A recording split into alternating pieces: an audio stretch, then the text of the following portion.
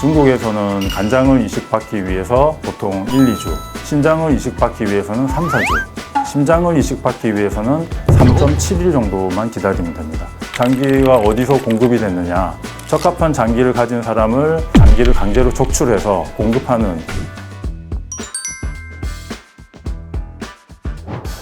한국장기이식윤리협회, 줄여서 KAEOT라고 하는데요. 강제 장기 적출 실상을 한국 사회에 알리고 한국인들이 불법 장기 매매 시스템에 연루되지 않게 하기 위해 활동하고 있습니다. 한국에서 신장을 이식받기 위해서는 약 8년을 기다려야 됩니다. 근데 중국에서는 간장을 이식받기 위해서 보통 1, 2주, 신장을 이식받기 위해서는 3, 4주, 심장을 이식받기 위해서는 3.7일 정도만 기다리면 됩니다. 근데 중국은 사실 장기 기증이 거의 전무한 나라였어요. 그럼에도 불구하고 장기 이식이 1년에 수만 건에서 10만 건 이상을 진행한다는 거는 뭔가 장기가 어디서 공급이 됐느냐 하는 의혹이 계속 제기됐었죠. 근데 이제 2006년 정도부터 중국에서 양심수들을 비밀 수용 시설에 감금한 다음에 장기를 강제로 적출한다는 제보가 잇따라 제기가 됐습니다. 국제조사단이 결성에 대해서 조사를 해보니까 실제로 그런 사실이 확인이 됐습니다. 이제 이런 시스템을 간단히 설명드리면 중국의 이제 파룬궁 수련인, 위구르인, 티베트인 이런 양심수들을 비밀 수용시설에 감금한 다음에 생체의 데이터를 미리 다 확보해 놓습니다.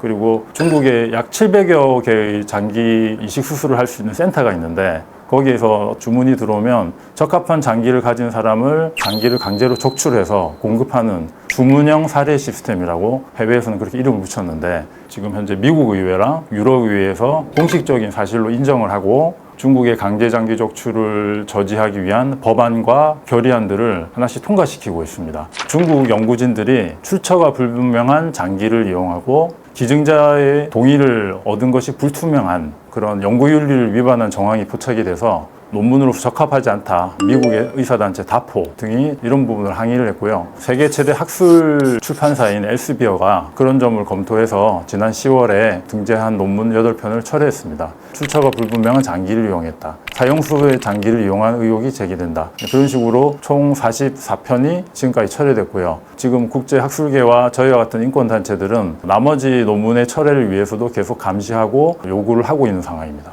최근 캄보디아 사태로 되게 시끄러웠는데요. 한국인들이 중국계 범죄 조직에 감금되어서 범죄에 활용되고 그리고 심지어 장기 적출을 당했다는 의혹이 제기됐고 현재 경찰에서 그 부분을 조사하고 있는 걸로 알고 있습니다. 사실 캄보디아 사태는 이미 예견이 예전부터 됐던 사태입니다. 미국의 그 조지 메이슨대에서 지난 4월에 캄보디아가 장기 밀매의 허브가 됐다. 이런 논문을 발표한 적이 있고요. 중국의 장기 이식 시스템이 실제로 1대1로 사업의 공식적인 한 분야입니다. 중국의 자본이 캄보디아 현지에 8천만 달러를 들여서 병원을 지어준다든가 중국의 불법 이식을 주도하고 있는 군 병원 의료진들이 캄보디아 의료진들을 교육을 다년간 해왔다거나 그런 정황을 포착한 상태였고요.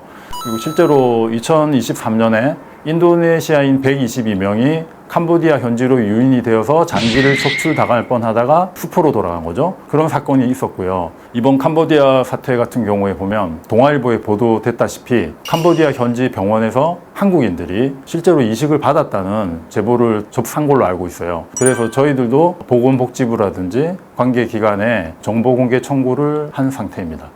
한국에서 2000년대 초반부터 중국에서 장기 이식을 받았다는 그런 이야기가 심심치 않게 들려왔어요. 중국이 아시다시피 정보가 불투명한 나라고 중국 국내법으로도 외국인이 중국에서 장기 이식을 받는 게 불법이에요. 그래서 모든 정보가 차단된 상태이기 때문에 정확하게 몇 명이 중국에서 이식을 받았는지는 저희들도 파악을 하기가 힘든 상태입니다.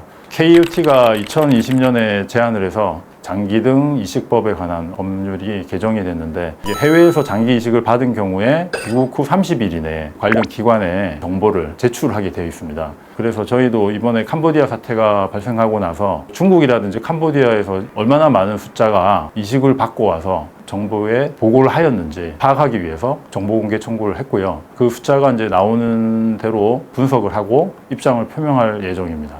미국, 유럽, 선진국들 보면 중국에서의 강제 장기 적출을 저지하기 위한 법안들 그리고 중국 의료진과의 이식의학 관련해서 교류라든지 기술 전수를 금지하는 쪽으로 이렇게 법을 마련하고 있습니다. 한국에서도 지금 이제 그런 법안들이 마련돼야 된다고 생각을 하고 있고요. 중국의 이식 산업이 중국의 1대1로 공식적으로 포함이 돼서 각국에 진출하고 있는 상황입니다. 한국에서도 그런 정황이 포착이 된 적이 있기 때문에 저희가 지속적으로 감시하고 있는데, 중국 이식 산업이 급성장한 배경에는 미국과 한국을 비롯한 의료 선진국의 기술을 전수받은 것이 큰 역할을 했거든요. 예전에는 우리가 순수한 의도로 학술적인 교류를 하고 기술을 전수를 했는데, 지금은 중국에서 이런 석연찮은 일들이 일어난 것이 파악이 됐기 때문에 한국 의료계도 중국 이식의학회와의 교류에 대해서 굉장히 신중할 필요가 있다 생각을 합니다. 국제심장 및 폐 이식협회, 전미 내과 외과 학회, 이런 데서는 중국의 강제장기 족출을 공식적으로 비난하고 학술적인 교류를 하지 않고, 그리고 중국의 관련 논문을 학술지에 등재하지 않겠다, 이렇게 공식적으로 성명을 발표를 했거든요. 한국 의료계에서도 학술계에서도 이와 같은 검토와 행동이 필요하다고 생각을 합니다.